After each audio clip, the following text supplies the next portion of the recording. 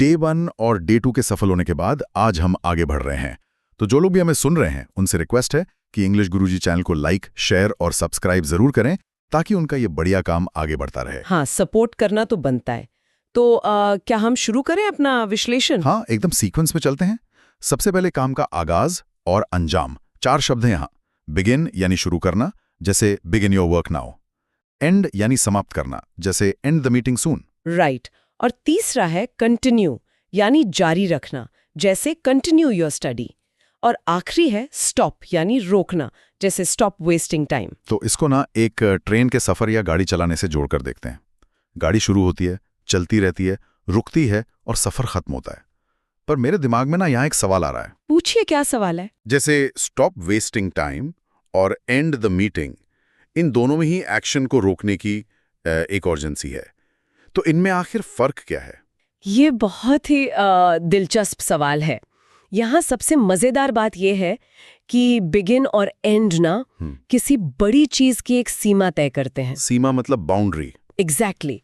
जैसे जब आप मीटिंग एंड करते हैं तो मीटिंग का वजूद वहीं खत्म हो जाता है, वो चैप्टर क्लोज हो गया। अच्छा, और स्टॉप ने केस में क्या होता है? लेकिन जब स्टॉप की बात आती है ना, जैसे स्टॉप वेस्टिंग टाइम, तो वक्त खत्म नहीं हो रहा है, बल्कि एक आदत पर या एक गतिविधि पर तुरंत ब्रेक लगाया जा रहा है। स्टॉप और कंटिन्यू दोनों हमारे बर्ताव से जुड़े हैं। Oh wow! यानी स्टॉप एक आदत को रोक रहा है और एंड उस पूरी क्रिया को ही समाप्त कर रहा है। ये बहुत सटीक अंतर बताया आपने। हाँ, एक आयोजन का आकार तय करता है और दूसरा हमारी साइकोलॉजी को टारगेट करता है। शब्द इसी बारे में है। बिल्कुल। एंटर यानी प्रवेश करना, जैसे एंटर द रूम, और एग्जिट यानी बाहर निकलना, जैसे एग्जिट फ्रॉम द गेट। और इसके साथ है ओपन यानी खोलना, जैसे ओपन द बुक, और क्लोज यानी बंद करना, जैसे क्लोज द डोर। पर यहाँ मुझे थोड़ा पुशबैक देना पड़ेगा आपसे। अगर हम इनको फिजिकली देखें तो इनका असर बहुत अलग लगता है। मतलब ओपन द बुक तो हाथ का एक बहुत छोटा सा एक्शन है ना। हाँ, हाथ से ही खोलते हैं किताब तो। वही तो।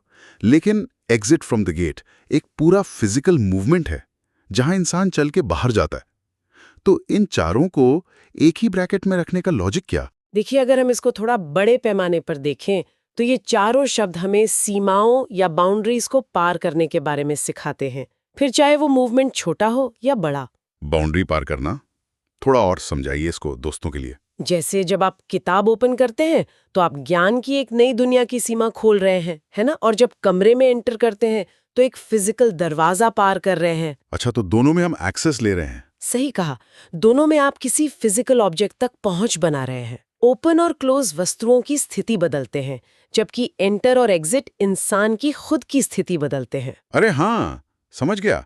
यानी चाहे उंगलियों से किताब खोलनी हो या पैरों से चलकर गेट से निकलना हो, बात तो बाउंड्री को तोड़ने की है। बिल्कुल सही पकड़ा आपने। तो कमरे में आने के बाद अब बात आती है वहां रुकने, चलने और दूसरों से जुड़ने की।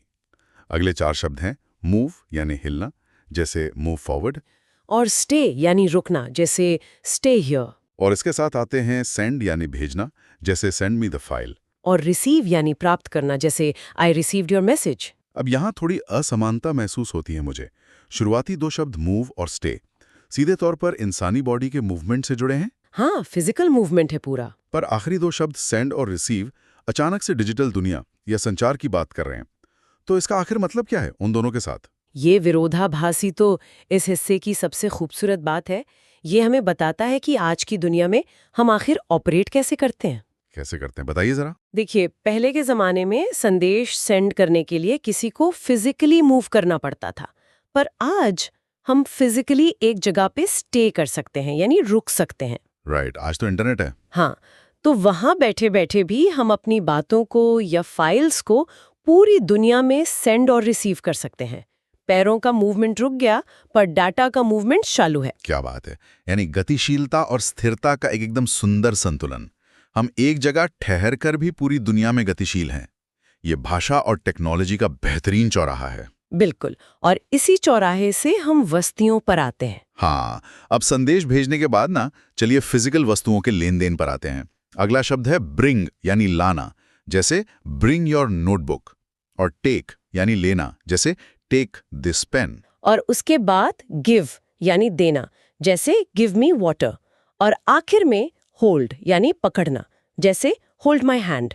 यहाँ ध्यान देने वाली बात यह है कि टेक दिस पेन और ब्रिंग योर नोटबुक में सटीक अंतर क्या है? दोनों में ही तो हम कुछ लेने की बात कर रहे हैं ना। यहाँ दिशा का यानी डायरेक्शन का खेल है पूरा।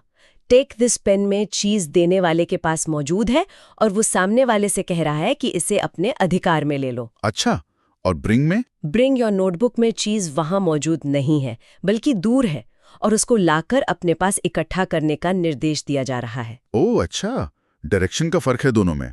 पर इसमें जो आखिरी शब्द है ना, होल्ड माय हैंड, वो मुझे बाकी तीनों से थोड़ा अलग लग रहा है। हाँ, अगर हम इसको बड़े पैमाने पर देखें तो ये शब्द हमारे रोजमर्रा के रिश्तों की नींव है।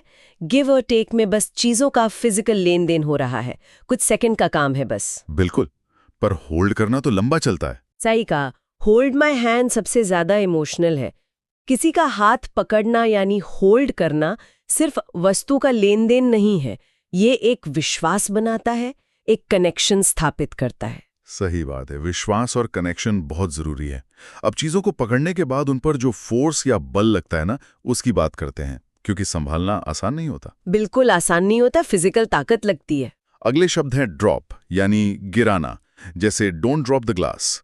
कैरी यानी उठा कर ले जाना, जैसे कैरी द बैग।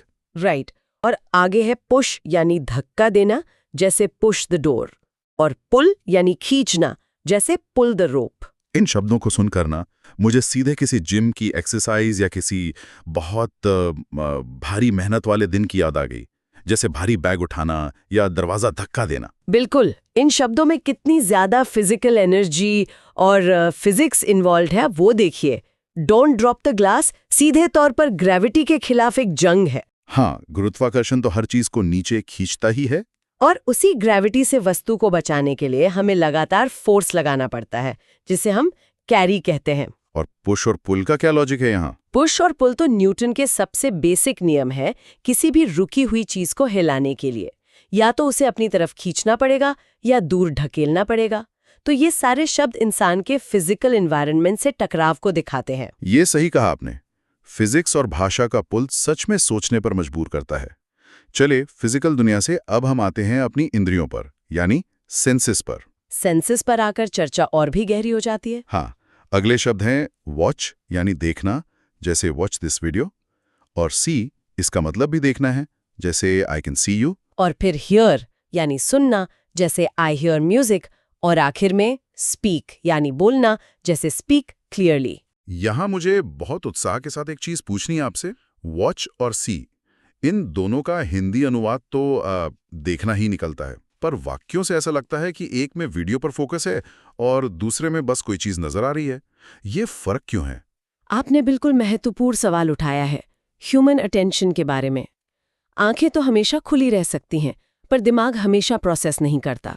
सी एक पैसिव क्रिया है। पैसिव क्रिया मतलब आसान है? हाँ, जैसे आई कैन सी यू में बस रोशनी आंखों में पड़ रही है और एक आकार नजर आ रहा है, इसमें मेहनत नहीं करनी पड़ती। पर वॉच पूरी तरह से एक एक्टिव स्टेट है। अच्छा, जैसे वॉच दिस वीडियो में। एग्जैक्टली, उसमें आपको कहानी समझनी है, ध्यान केंद्रित करना है। वही अंतर हियर और स्पीक में है। बाकी सब में इंसान दुनिया से डेटा ले रहा है, पर स्पीक के जरिए इंसान अपनी भाषा से दुनिया में डेटा भेज रहा है। वाह, इंद्रियों को डेटा लेने और बोलने को डेटा भेजने से जोड़ना सच में माइंड बेंडिंग है। और जब एक इंसान डेटा भेजता है तो दूसरे को रिस्पॉन्स देना पड़ता है, तभी तो संवाद बनता है। बिल्कुल, यही अगले 4 शब्दों का बुनियादी ढांचा बनाती है।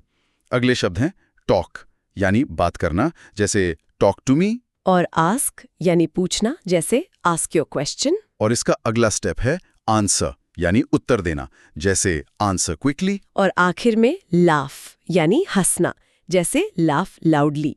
ये तो एकदम किसी इंटरव्यू या दोस्तों की उस गुपशुप की तरह लग रहा है, जहाँ पे पहले बात शुरू होती है, फिर सवाल आता है, फिर जवाब आता है और एंड में मजाक पर हंसी आती है। पर इसमें लाफ थोड़ा अजीब लगता है, क्योंकि वो तो शब्द ही नहीं है ना। ये एक बहुत जरूरी बात उठाता है कि भाषा आखिर में अकेले नहीं बोली जाती। ये चारों शब्द दर्शाते हैं कि भाषा का मेन पर्पस सामाजिक जुड़ाव है। और उस जुड़ाव में हंसी का क्या रोल है? लाफ लाउडली पूरी तरह से एक एक्सप्रेशन है, जब बातचीत सफल होती है, दो लोगों की समझ एक लेवल पर आती है, तो वो ऊर्जा हंसी के रूप में बाहर आती है। हंसी बिना शब्दों का सबसे बड़ा संवाद है। क्या खूबसूरत बात कही आपने। हंसी ऐसी अभिव्यक्ति है जो किसी भाषा की मोहताज नहीं। और जब भावनाओं की बात आई है तो इस लिस्ट के आखिरी दो शब्दों की बात करना बनता है। हाँ, ये दोनों रॉ इमोशंस को दर्शाते हैं। शब्द हैं क्राई यानी रोना, जैसे डोंट क्राई नाउ, और स्माइल यानी मुस्कुराना, जैसे ऑलवेज स्माइल। और इस पॉइंट पर आकर इस सच में दिलचस्प हो जाता है कि लिस्ट का एंड कितने खूबसूरत और पॉजिटिव विषय के साथ हो रहा है। हाँ, एकदम। लिस्ट की शुरुआत हुई थी एक कमांड से कि बिगिन योर वर्क, मेहनत करो, फोर्स लगाओ, पर आखिर में जो बचता है वो सिर्फ एक इंसानी अनुभव है। तो इसका संदेश क्या निकाल सकते हैं हम? डोंट क्राई नाउ उस थकान के बाद का एक दिलासा है कि अब परेशानी खत्म हो चुकी है, और ऑलवेज स्माइल उस दिलासे को एक फलसफे में, एक आदत में बदल देता है। ये एक नजरिया है जिससे पूरी जिंदगी देखी जानी चाहिए। एक फलसफे की तरह इसका खत्म होना सच में दिल को छूने वाला है। लेकिन यहाँ चर्चा को आराम देने से पहले एक नया कनेक्शन जोड़ना जरूरी है दोस्तों। हाँ, मेमोरी चेक करने का वक्त आ गया है। बिल्कुल, जो डेटा आज डिकोड किया है उसकी स्थिरता जांचने का समय आ गया है। तो जो लोग भी हमें सुन रहे हैं, हम दोनों अब एक एग्जामिनर का टोन अपनाएंगे। एकदम सस्पेंस और गैप के साथ ये 5 सवाल आएंगे। तो जो सुन रहे हैं वो अपने दिमाग में जवाब जरूर सोचें, टेस्ट करें खुद को। तो पहला सवाल ये रहा, बिगिन का मतलब क्या होता है? ऑप्शन ए समाप्त करना, ऑप्शन बी शुरू करना, या ऑप्शन सी भेजना। सोच लीजिए आराम से। दिमाग ने बिल्कुल सही पकड़ा होगा। सही उत्तर है ऑप्शन बी, शुरू करना। बढ़िया। अब अगला सवाल थोड़ी फिजिकल फोर्स का चेक है। पुल का मतलब आखिर क्या होता है? ऑप्शन ए धक्का देना, ऑप्शन बी खींचना, या ऑप्शन सी पकड़ना। न्यूटन के नियम को याद किया जाए तो उत्तर मिल जाता है यहाँ। सही जवाब है ऑप्शन बी, खींचना।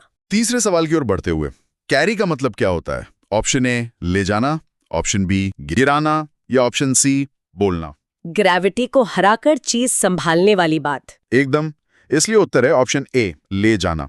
अब थोड़ा इमोशंस की दिशा में सवाल। लाफ का मतलब क्या होता है? ऑप्शन ए रोना, ऑप्शन बी हंसना, या ऑप्शन सी पूछना। ये तो भाषा का सबसे मीठा अनुभव है। बिल्कुल सही उत्तर है ऑप्शन बी, हंसना। और इस परीक्षा का आखिरी सवाल डिजिटल संचार के हिस्से से दोस्तों, रिसीव का मतलब क्या होता है? ऑप्शन ए प्राप्त करना, ऑप्शन बी देना, या ऑप्शन सी देखना। स्थिर रहकर दुनिया से मैसेजेस लेने वाली बात याद कीजिए। सही उत्तर है ऑप्शन ए, प्राप्त करना। एक अंदाजा लगाया जा सकता है कि सुनने वालों ने पूरे 5 में से 5 ठीक किए होंगे। और अगर कहीं कोई कमी रह भी गई तो भाषा का सफर तो एक दिन में मुकम्मल नहीं होता ना, इसे बस कंटिन्यू करना होता है। डे 4 का आना अभी बाकी है। एकदम कंटिन्यू रखना है। इस गहरे विश्लेषण को विराम देने से पहले एक बहुत ही गहरा विचार, एक प्रोवोकेटिव थॉट सबके लिए छोड़ना जरूरी लगता है मुझे। हाँ, जरूर बताइए। सोचिए जरा, इन 30 शब्दों के बिना क्या हम अपने दिन का एक भी घंटा बिता सकते हैं? सुबह आंख खुलने से लेकर रात के सोने तक। ये सिर्फ शब्द नहीं है, ये हमारी जिंदगी का एक ऑपरेटिंग सिस्टम है। बिता ही नहीं सकते, ये सच में एक सिस्टम ही तो है। बिल्कुल, इनके बिना ना हम अपना काम बिगिन कर सकते हैं और ना ही किसी को देखकर स्माइल कर सकते हैं। तो नोटिस कीजिए अपने आसपास इन आम शब्दों को। और जो लोग सुन रहे हैं उन्हें याद दिला दूं कि डे 4 के लिए तैयार रहो, सफर जारी है। तो जाते जाते एक बार फिर इंग्लिश गुरुजी चैनल का बहुत धन्यवाद। तो सभी दोस्तों से रिक्वेस्ट है कि चैनल को फॉलो करो और डेली सीखो, एकदम 100%। हाँ, ऐसे स्रोतों से लगातार सीखना चाहिए। तो बस आज के लिए इतना ही। हमेशा नई चीजें ढूंढते रहिए और मुस्कुराते रहिए। अगली बार एक नए सफर में फिर मुलाकात होगी।